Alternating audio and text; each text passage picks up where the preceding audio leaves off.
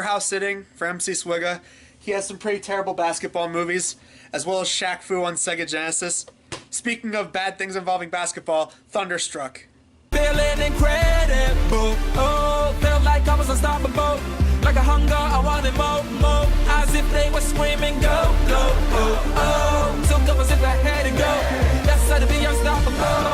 Woke up feeling incredible, oh, felt like I was unstoppable. Like a hunger, I wanted more, more.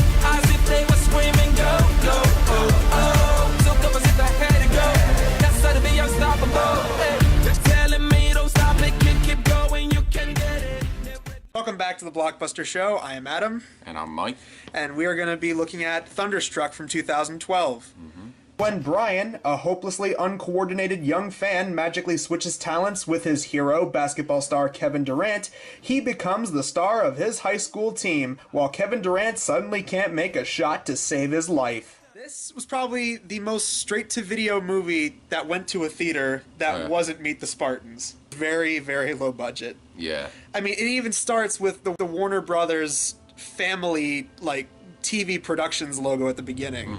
Not the actual Warner Brothers movie production logo. Plot involves a kid, I think it was like early high school. Brian. Named Brian, who sucks. It was early high school. Early high school, because we have It was his actually 10th grade year, because they mention his freshman year was the last year. Yeah. So, it's his 10th grade year, and he goes in, and he can't make the team because he's pretty bad.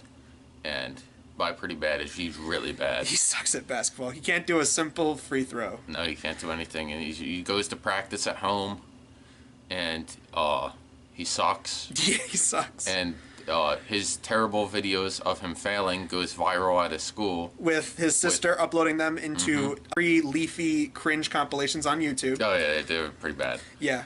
And somehow, new girl, new chick, you know. New girl, the new hot girl in school. Yeah, you know, sees the video and apparently doesn't think less of him, but he thinks that it would make her think less of him. Kind of weird, but you don't even get to see that until the very end of the movie. Yeah, their interactions, it's as cliche as it gets. You have the token nerdy best friend who practically like disappears halfway through the movie and then comes back at the very end like, oh yeah, he's they going remember for about a good 30-40 minutes. Yeah. The hot chick who we just talked about, and of course the token asshole bully kid complete with the Letterman jacket and everything. Oh yeah. Who just keeps hating on him, like, and then there's kind of a redemption at the end, but we'll get to that. Yeah. So okay, the main plot: Brian sucks at basketball. He goes to what was it? Oklahoma Thunders. We're not really.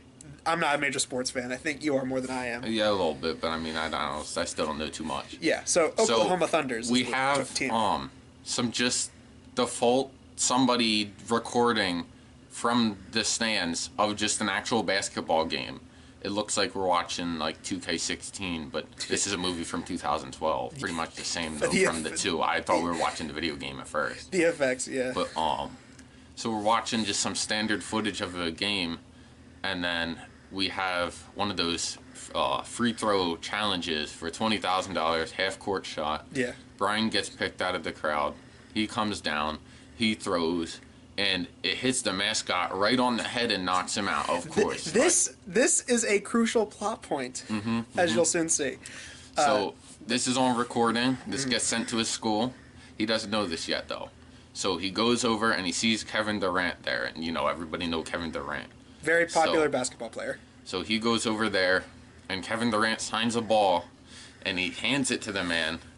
And Brian goes, "I wish I had your skill. I wish I could give it to you," is what Kevin Durant says. And then lightning comes out of the basketball and they switch talent. Yeah. So, like, okay, these kind of movies, we talked about this while watching. These kind of movies, like, it's like the movie Like Mike, the movie about the kid that was, like, really good at sports, meets Freaky Friday, you know, where people switch bodies. Except here, they just switch talent, so it's kind of like that Space Jam movie, too. Yeah, it's a little bit. Wow, he did it.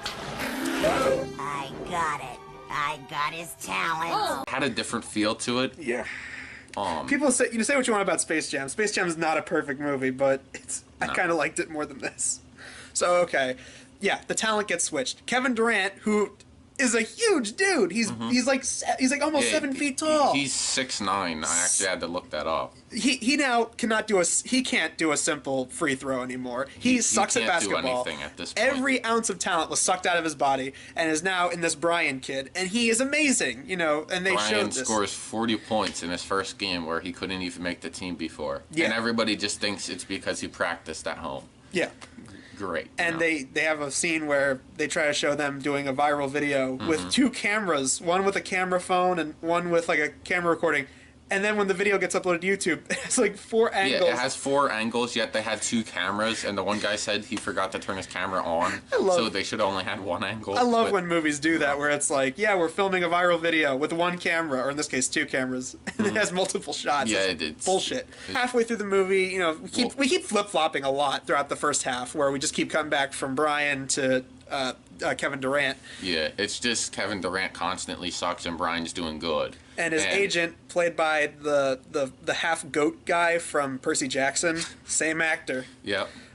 He's so obnoxious. He's like Chris Tucker, like from a lot of the movies that he's in. He's just there to be like, hey, he's just there to throw out zingers and one-liners. He's not funny. Yeah. And then he comes to the conclusion that the talent was swapped because, wait a minute, he's watching old footage on his monitor and sees like the electricity go through the ball. Wait a minute, that's what happened. And everyone just kind of buys into it. Yeah, like after really hard coaxing. He just has to like run around and make people believe this, and it doesn't work at first. But you know, you get the constant talking, and you show him the videos, and then he brings Brian in and shows Kevin Durant that he sucks, and then he stole your talent, and he's like, oh, okay, now I somehow buy it.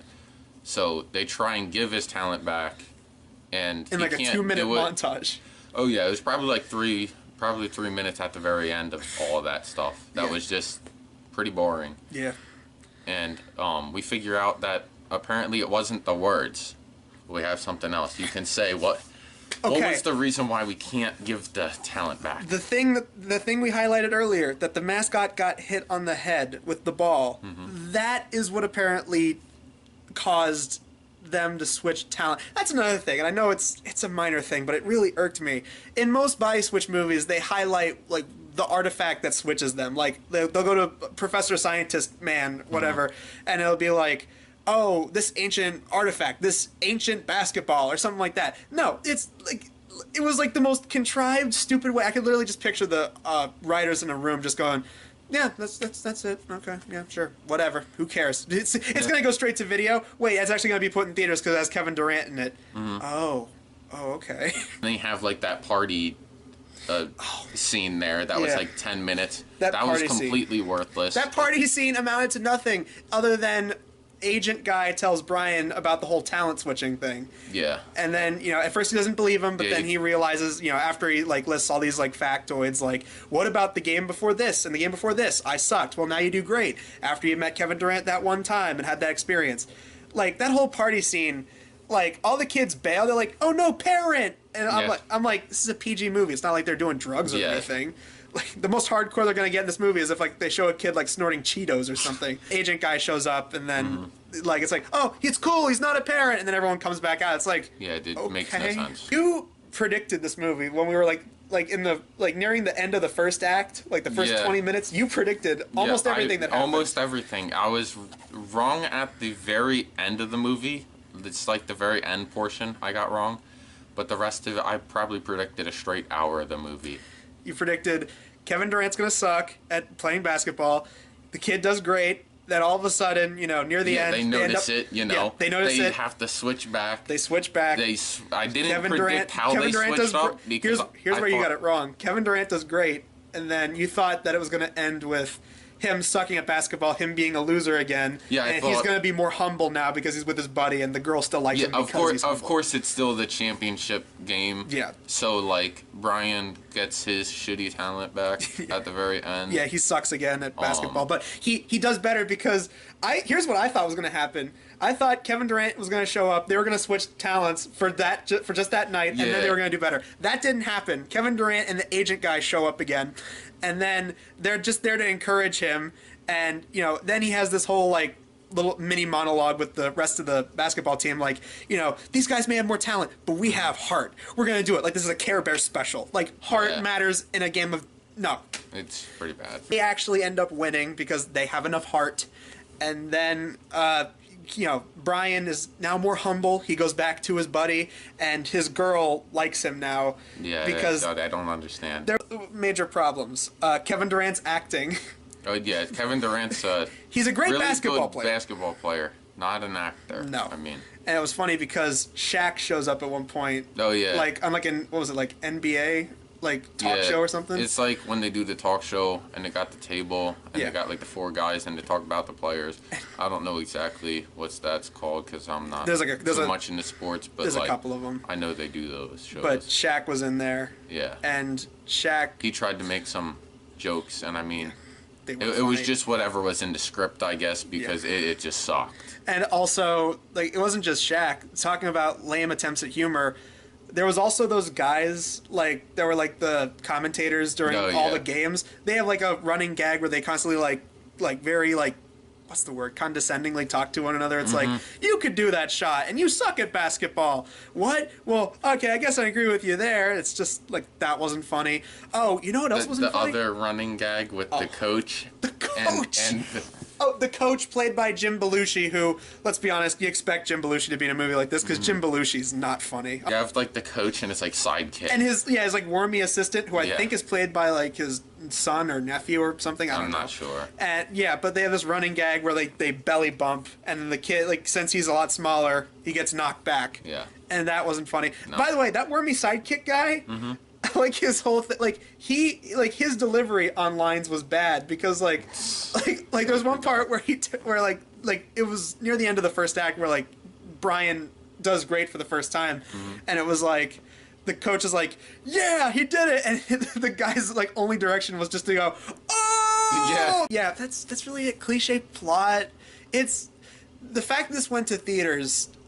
I mean, I'm glad we watched it online instead of watching it in a theater. I mean, there's only like an hour and 20 minutes, Yeah. and a lot of the time doesn't need to like really be talked about in the movie because No. you get a lot of footage of just basketball games from Brian's perspective and Kevin's perspective, Yeah. constantly showing, you know, one was good and now he's bad, and one was bad and now he's good. Yeah. And that's probably 40 minutes of the movie right there. Yeah. So the other 40 minutes, filler. we sort of get like a movie plot here. It's sort of like how stuff is going on.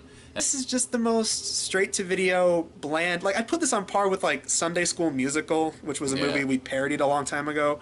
It's just bland, forgettable, but not awful. Like we sat through worse. Birdemic 2 is a Yeah. lot worse than this. There's a lot worse stuff. Jack Frost 2, which you weren't there for, that was worse. You know, this is just kind of blasé and forgettable. Like, I mean, like... I don't really think like we got much out of the movie because it's just like thinking about it, we didn't have even many lines in the movie. There wasn't too much of a script. There was a lot more video of just video basketball footage. Yeah, just basketball footage. Yeah. And it wasn't like I guess the best part of the basketball footage was at least when they edited it. Oh, So yeah. then, like the kid could dunk. They try to because show the kid dunking. The kid was He's literally awesome. probably like 5'6".